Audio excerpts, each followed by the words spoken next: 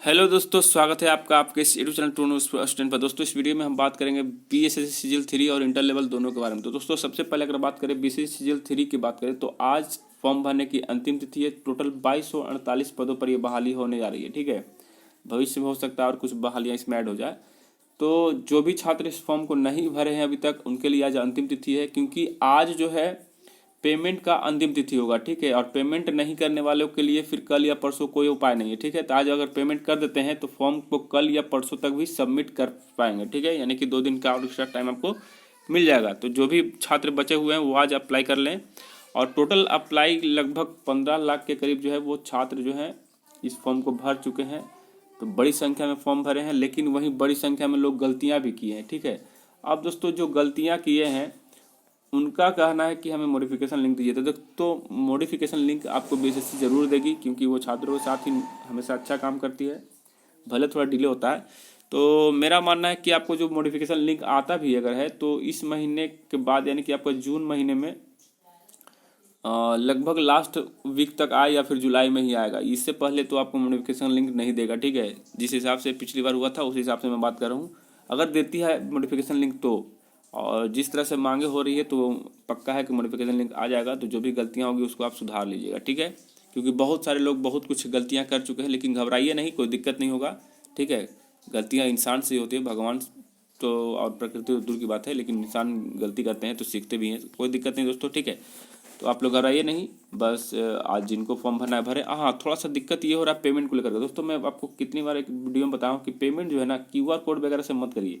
ये क्यूआर से मत करिए, आप यूपीआई क्लिक करके, ठीक है, यूपीआई क्लिक करके फ़ोन पे से कर दीजिएगा। तो एक बार में आपका पेमेंट कंप्लीट हो जाएगा। फ़ोन पे से कर देना है। ठीक है, और वहाँ पे जो 2 इंटरफेस देंगे आपको, पहला होगा आपका एक ऑप्शन होगा आईसीआईसीआई बैंक के थ्रू या फिर एसबीआई बैंक के थ्रू। तो देखिए, आईसीआईसीआई बैंक में आपका अकाउंट रहे या ना रहे उससे मतलब नहीं है, या फिर एसबीआई में आपका अकाउंट रहे या ना रहे उससे मतलब नहीं है। ठीक है, यहाँ पे आपको दोनों में से किसी एक प्रोसेस पर जो है क्लिक करना है, यानी कि आप किस बैंक में पेमेंट देना चाहते हैं।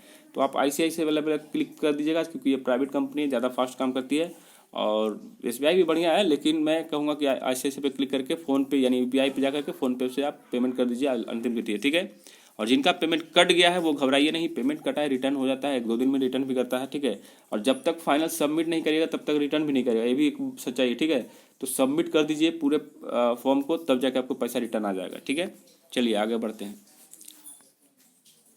देखिए तो एक खबर आपको बता दें, भारत सरकार ने ये खबर जारी किया है। ठीक है, आधार कार्ड से संबंधित है। देखिए, जो भी छात्र या जो भी भाई बंधु माता पिता जो भी हैं, अगर आधार कार्ड आप यूज करते हैं तो सरकार ने जो दिशा निर्देश दिए थे उसको वापस लिया है, और एडवाइजरी वापस लेकर के इन्होंने कहा कि समझ शेयर कर, यानी कहा कि अपनी समझ से जो है आधार नंबर शेयर करें। यानी कि आपको आधार नंबर हो या उसका फोटो कॉपी हो, कहीं देते थे, जैसे कोई मांग लिया थोड़ा सा के लिए, बस जेरक्स करवा दो भाई, दे दो उनको।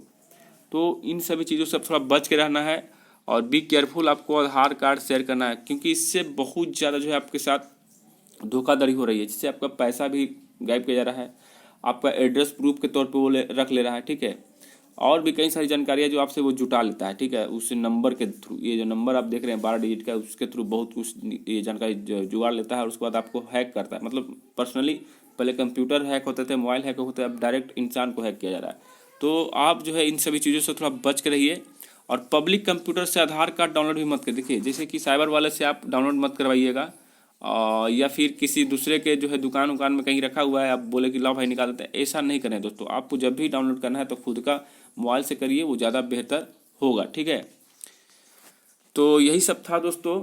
जो आधार कार्ड जो भी चलाते हैं वो आधार कार्ड का जो है इस्तेमाल थोड़ा सतर्कता से करें, और ज़्यादा बेहतर होगा कि इस आधार कार्ड का इस्तेमाल करें जो ऊपर दिया हुआ। देखिए, मास्ट आधार, देखिए ये जो देख रहे हैं इसमें डिजिट जो है वो लास्ट 4 डिजिट ही दिखता है, बाकी का गायब रहता है। लेकिन अभी जो हम लोग यूज करते हैं रेगुलर आधार, ये इस तरह का होता है। तो आप एक काम करिएगा कि रेगुलर आधार की जगह पे आप इस आधार को लेकर के घूमिए, कोई दिक्कत नहीं होगी, कोई प्रॉब्लम नहीं होगी, क्योंकि ये भी वैलिड है और ये भी वैलिड है। ठीक है, चलिए अब आगे बढ़ते हैं, बेसिक इंटर लेवल 1 पे बात करते हैं।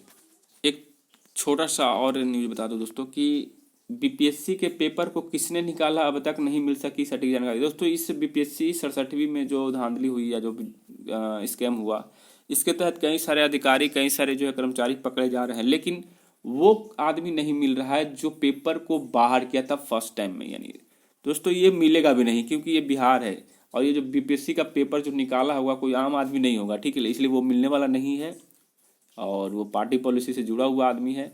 क्योंकि यहाँ पे देखिए जब भी पेपर वगैरह लीक होते हैं ना तो इसमें अधिकारी और कर्मचारी फंसते हैं, ठीक है, यानी कि जो सरकारी लोग जो कार्य करते हैं नीचे वो, लेकिन नेता मंत्री और विधायक नहीं फंसते हैं। तो वही हाल होगा इसमें भी, ये नेता मंत्री विधायक बच के निकल जाएंगे और बाकी बेचारे ये लोग फालतू का फंस गए, 2-3 साल रहेंगे जेल में, ठीक है। तो यही सब है दोस्तों। और आइए हम बात करते हैं इंटर लेवल पर, ठीक है। तो इंटर लेवल मेरिट की अगर बात करें दोस्तों तो आपको पता है कि 20 तक जो है बीएसएससी ने यही जारी किया था कि 20 जून तक जो है आप अपना एनसीएल जो बनाए हुए हैं उसको बाय पोस्ट हमारे ऑफिस तक पहुंचा दीजिए, ठीक है।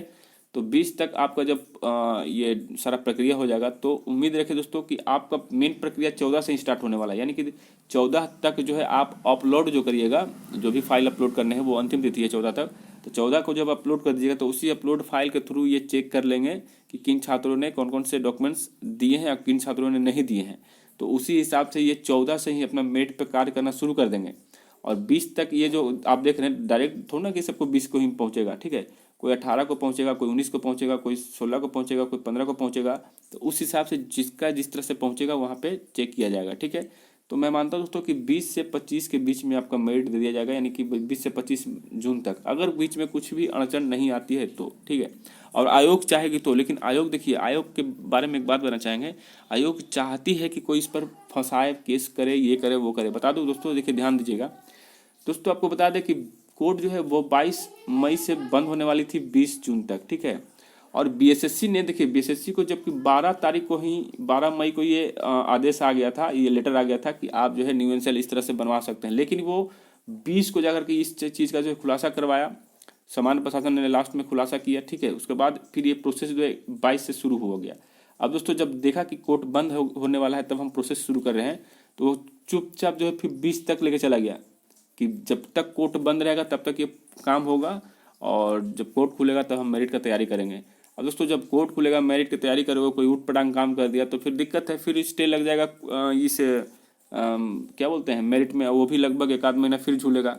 वैसे तो कोर्ट में जो केस होगा उसमें कुछ दम नहीं रहेगा, कोई फ़ायदा नहीं केस करने से, लेकिन फिर भी प्रोसेस में थोड़ा सा तो डिले करवा ही देगा।